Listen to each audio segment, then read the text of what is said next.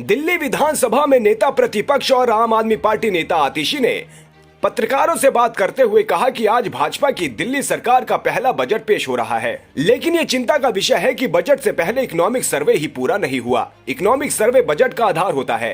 ये बहुत बड़ा सवाल है कि बिना इकोनॉमिक सर्वे के बजट कैसे बनाया गया। आज भारतीय जनता पार्टी की दिल्ली सरकार का पहला बजट पेश होना है, लेकिन ये बहुत चिंता का विषय है कि बजट से पहले इकोनॉमिक सर्वे ही पूरा नहीं हुआ। हमारे देश में आजादी के बाद से 1950 से ही इकोनॉमिक सर्वे बजट का आधार होता है।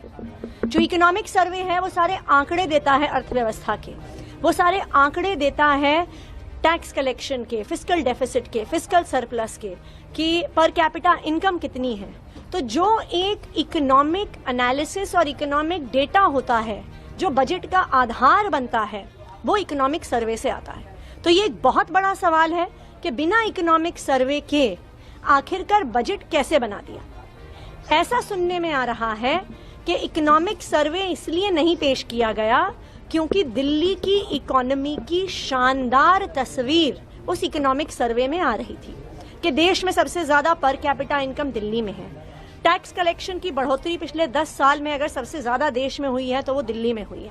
अगर देश की इकलौती फिस्कल सरप्लस में चलने वाली सरकार है वो दिल्ली की सरकार है, क्योंकि आम आदमी पार्टी की अरविंद केजरीवाल जी की 10 साल की सरकार से दिल्ली की अर्थव्यवस्था में बहुत शानदार ग्रोथ हुआ है, बहुत शानदार विकास हुआ है।